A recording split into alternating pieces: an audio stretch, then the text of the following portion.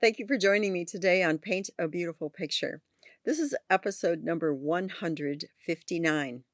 Improvise, compromise, utilize. I was thinking about this a lot the other day. When I was a young married woman and I had two little kids and a lot of responsibility, I did not have a car. That means I had to plan ahead. When I didn't plan ahead, I had to improvise with whatever I had on hand. If I was out of bread, that meant I probably had to make biscuits. Yes, from scratch. It meant if all I had was jelly, then I had to find a way to make that jelly more interesting. So it might involve a jelly and banana sandwich rather than peanut butter and banana. I actually did run out of peanut butter once, and I basically never ran out of peanut butter again. That's one that was even hard for me to try to improvise with. In today's world where we have so much convenience, so many things readily available to us, just we have lost a lot of our ability to improvise. Improvisation is a big thing. I actually saw a video the other day with a kid who was a pretty good pianist and a teacher who wasn't his piano instructor, but a guy who knew how to play the piano and he was a teacher, sat with this young man and showed him some things about improvisational thought in music, how to go with the thirds and the fifths and how to go into a minor key, and just taught the kids something about improvisation. It made his music really very exciting and he grew up to be a great jazz musician. We have lost some of that, and we've lost that with our kids. You need to look at your child some days when your child goes, I'm so bored. In other words, Mom, let me have your phone or give me something to do because I don't know what I'm supposed to do. And say, being bored is your responsibility. If you want something to do, find something to do. We have to teach our kids how to engage with the world and improvise. It's very fascinating. Humankind has been doing this for many, many centuries. When one thing doesn't work, we have to try another. And what do you know? Sometimes the most astounding discoveries or creative uses of things have occurred because of our willingness to improvise. You got to be willing to improvise. That means take something unexpected, use it for something that maybe it wasn't made for or not its original intended purpose, and be willing to see how things go. You improvise a meal. I've had so many people say to me, how can you cook? I don't get it, because if I don't have a recipe or if I haven't made it 10 times before, I can't possibly do it. And then if I'm missing one of the ingredients, I don't know how to substitute that and put something else in there. All of those are part of improvisational thought. Take a pound of hamburger, and instead of making hamburger patties out of it or whatever, make little tiny meatballs out of it and stick something fascinating in there, whether that would be pine nuts or slivered almonds, or if you're not terribly adventurous, um, Italian dressing makes really good things in hamburger and meatballs. A couple of breadcrumbs or cracker crumbs, an egg, a little bit of onion or onion powder if your family doesn't love onion. Do something different with it that you haven't done before. If you think it's got to have tomato sauce over it if it's meatballs, then make something entirely different. Buy a little jar of pesto if you don't know how to make it, or find a friend who has basil and go ahead and make your own pesto. Do something different than you've done it all the way up until today. Improvise. It's easy to, for me anyways, to improvise in the kitchen. Uh, Improvise with your clothes. Wear socks that don't match. Wear two different earrings that don't match. I have 3 holes in my ears. I will frequently wear different earrings in number 2 and number 3, and just improvise a little bit. Stretch yourself a tiny bit. Everything doesn't have to match perfectly, it doesn't have to go by the book, and allow your kids that freedom of improvisation. It really does direct your mind in another place, and it's very freeing and joyous to the spirit. Improvise today. Compromise. I don't mean compromise your principles where you don't really think that your kids need to watch an R movie when they're 7. And heaven's sakes, In my opinion, they don't need to be watching PG-13 movies when they're 7. I don't mean compromise principles. I'm talking compromise. So you say, wow, today I had this planned out, but now it's rainy. Do you want to go to the park in the rain? Well, no, not really, Mom. Okay, well, let's compromise. That means you're going to give in a little bit. What do you think you would like to do? Oh, I just want to sit on the couch in my pajamas all day long and watch old videos on Turner Network Television, TNT, eat popcorn. I don't even want to have to eat something that's healthy for me. Yeah, and you can compromise for a day. Now, you can't do this 3 times a month because then it becomes a habit, but occasionally you can compromise. You can compromise on nutrition.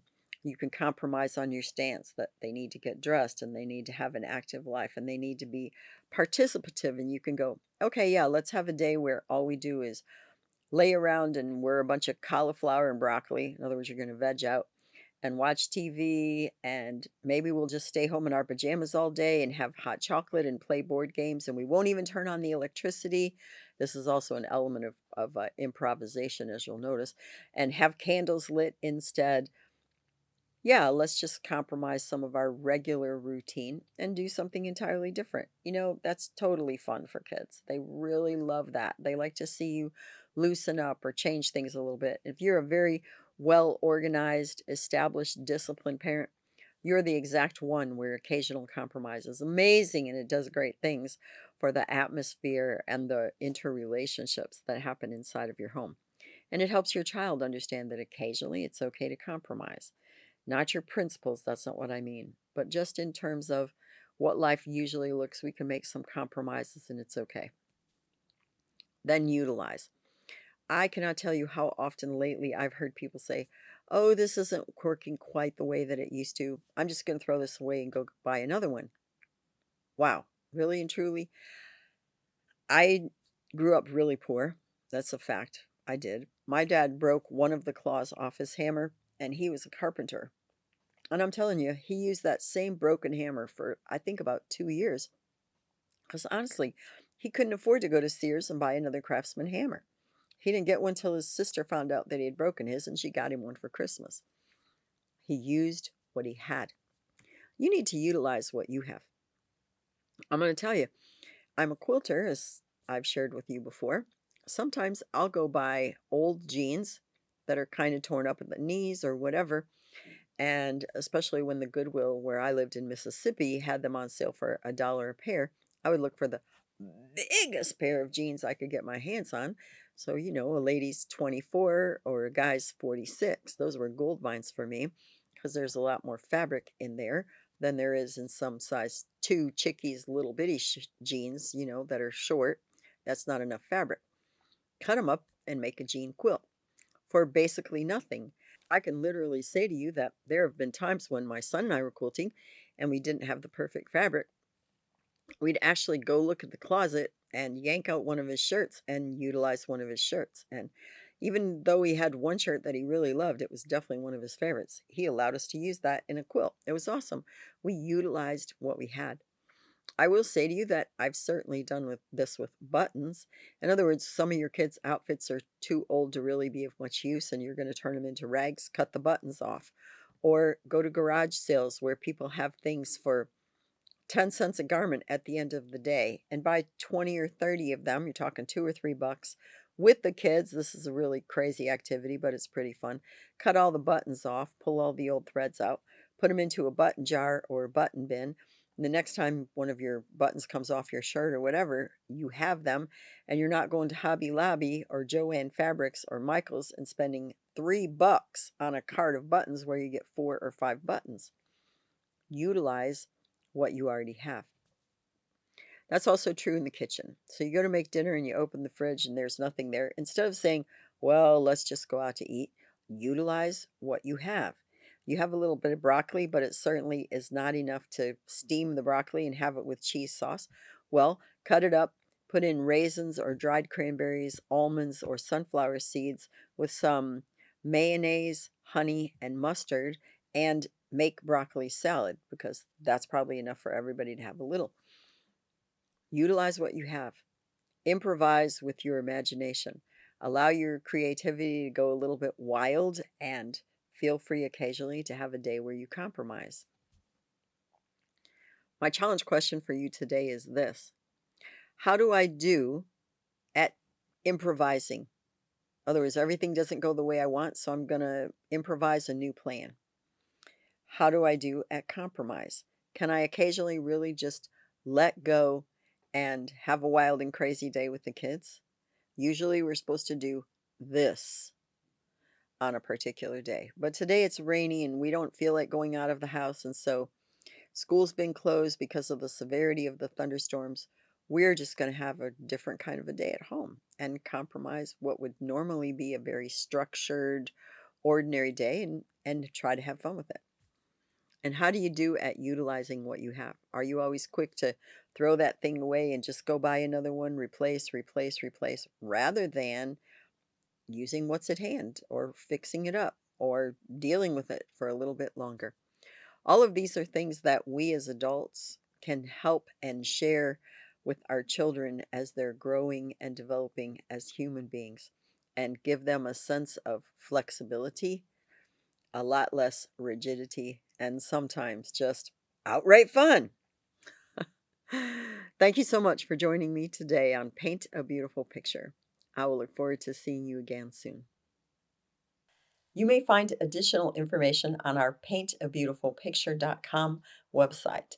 Additionally, you may watch me on Rumble, and you may also listen to a podcast on Buzzsprout or Spreaker, all under the name Paint a Beautiful Picture. If you like this video, please give me a thumbs up. You may subscribe, and if you are interested in receiving notifications, please hit the notifications button.